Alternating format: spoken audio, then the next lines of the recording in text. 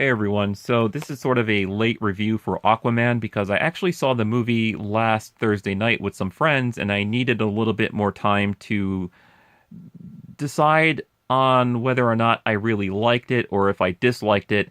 And the final result is that I ended up liking this movie a lot. This is the most fun I ever had watching a DC movie or, one of their recent run of DC movies. And this is definitely the most brightest and most colorful DC film. Now, keep in mind, this is nowhere near the level of Dark Knight or Wonder Woman, so it's definitely not on that level of quality. But for what we gotten for Aquaman's first film, I had a blast watching this, and I'll tell you why I had a blast watching it is because the director, James Wan, he decided to go all out with the budget, and it really shows with the action, with the CGI effects, and some of the real prosthetic effects that were used for some of the costume designs.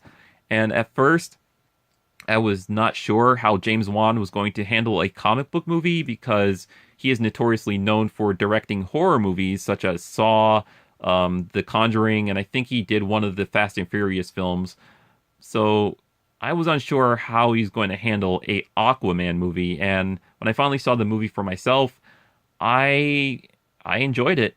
I was having so much fun. And another reason why this movie was such a pleasure to watch is because of Jason Momoa himself as Aquaman. He was very charming and funny. So all of those things just made me had so much fun watching this movie. Now, this movie is not going to be for everyone. There's a lot of people out there that are not going to appreciate or they're just not going to be on board with all of the cheesiness in this film because there is a lot of cheesiness that carries on throughout the entire movie. And if you are looking for a more serious DC movie with a lot of deep character development, well, you're not going to get that here with Aquaman. No, you're not. You're going to get a lot of cheesy lines with most of the dialogue exchange and a lot of action because this movie is packed with so much action. Jesus. Especially near the end where they decided to go crazy with the CGI effects. I mean, you're going to get CGI all over the damn screen near the climax of the film. But I gotta say, with all the cheesiness and the lack of character development or whatever and all the CGI, it was not an issue for me because I was having so much fun. Jason Momoa playing Aquaman, he was charming and just fun to watch. And when he finally becomes the true Aquaman with the classic armor, his whole demeanor changes and he gets more serious and he gets more badass. And I was sitting there going, holy crap, this is Aquaman. Yeah, I'm enjoying everything that I'm seeing. But also, the other cast members in this film were fun to see, such as Princess Mira, who was played by Amber Heard. I thought she was fine in this film. I don't understand other reviewers' complaints about her because I've watched a few reviews around YouTube that were complaining about her fake wig and her costume and how her acting was trash. I gotta say, watching her acting in this, it was not a problem for me. It did not trigger me in any way. I mean, I don't know. Maybe other people might have an eye for that stuff because they might see a lot more movies than I get to see. So, people get to pick up on that kind of stuff. But no, nothing about her wig or her costume or her acting really bothered me. I thought she was fine for what role she played in this film.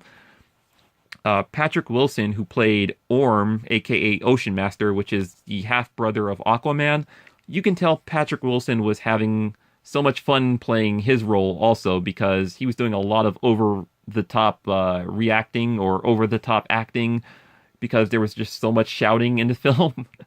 But yeah, you can tell he was having a lot of fun with his role, and I never thought I would see Patrick Wilson playing a supervillain, which I gotta say, his costume design, pretty spot on to the comics or New 52 comics. I thought that costume design for him was pretty damn awesome, I must say. But not as awesome as Black Manta's costume. Holy crap. His character played by Yahya Abdul Mateen II, which is a very long name to say. But no, I gotta say, Black Manta in this, wow. His costume, loved it. Loved it. Now, of course, there's some history that they don't really cover between him and Aquaman. It's just that he just mentions that, oh, we are destined to meet and fight and do battle.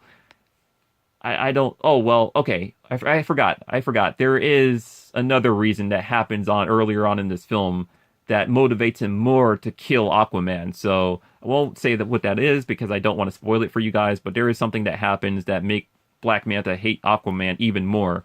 But no, when he finally shows up in full costume, dude, oh my God, I love the Black Manta design that they went with for this movie.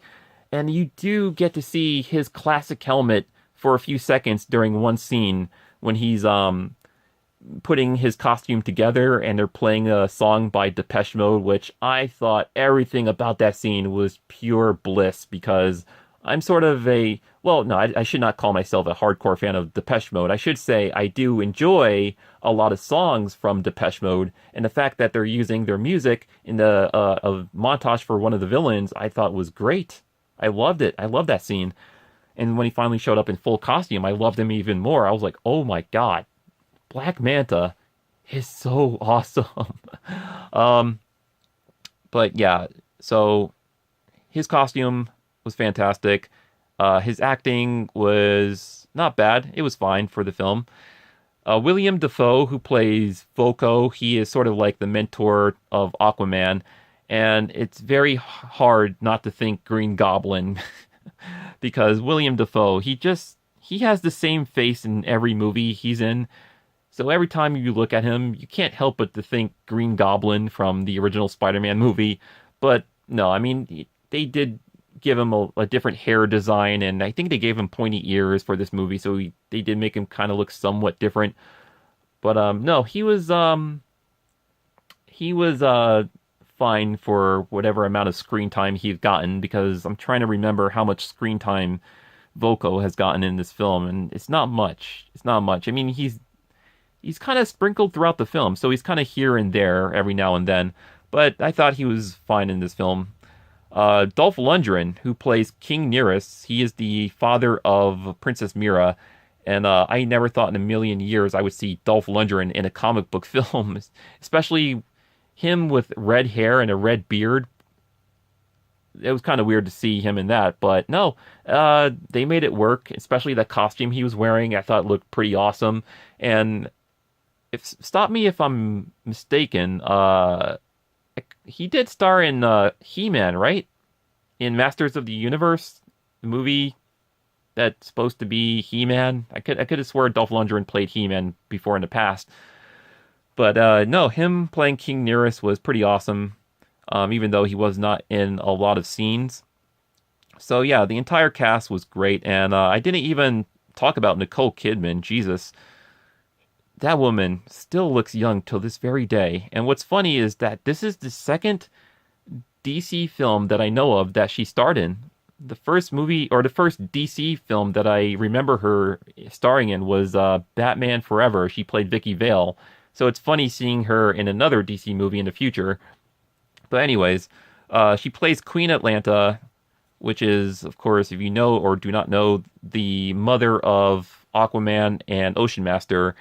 And for the amount of time she was in the film, well, I would say her role during the first few moments of the film, I really enjoyed a lot. It gave the film some emotion when you get to see her talking with Aquaman's father and then transitioning to the scene when they finally have Aquaman when you see him as a baby and stuff.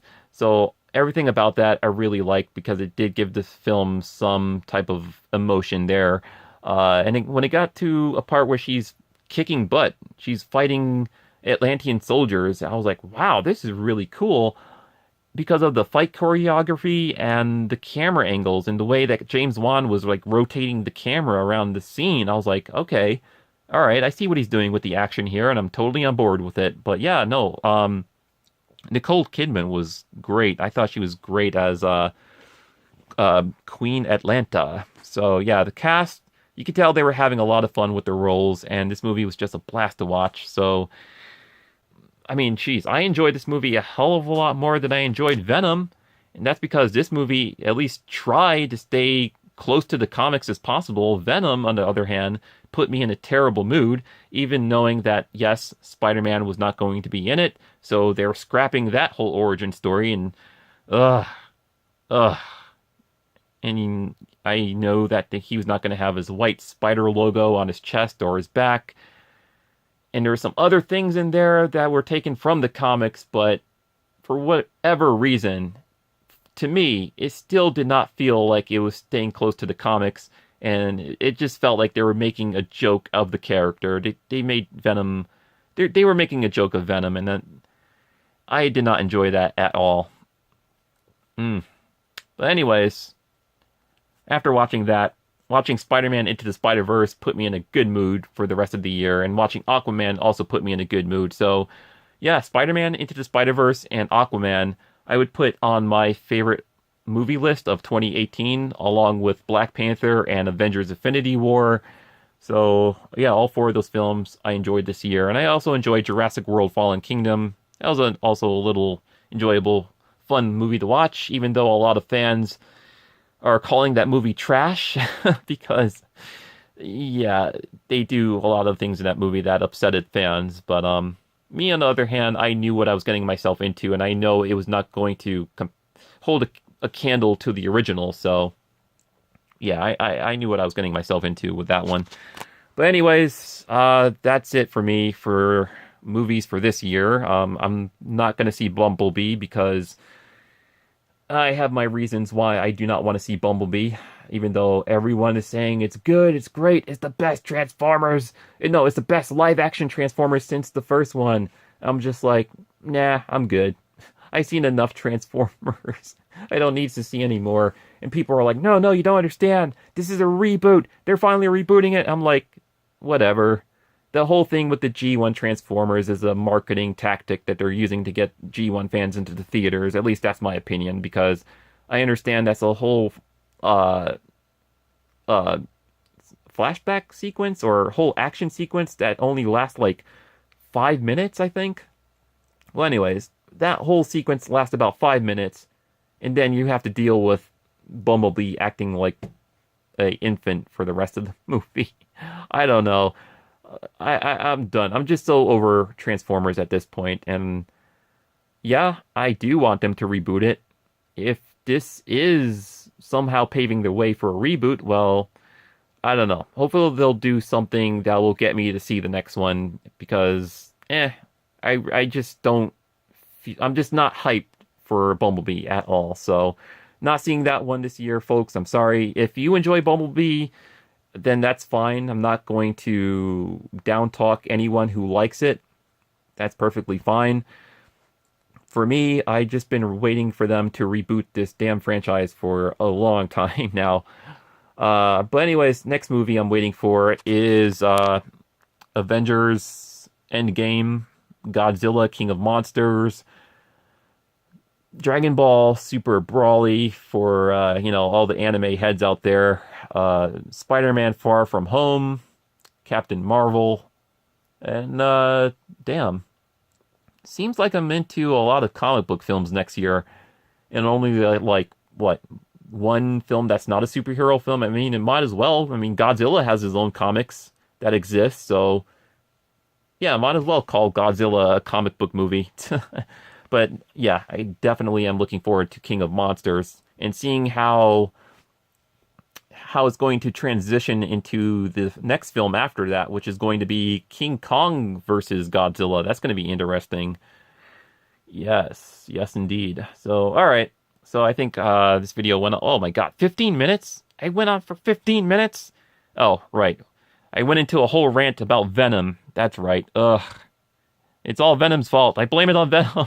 He made me rant and made this video longer. But no. Anyways, Aquaman, fun movie. Glad I went to see this.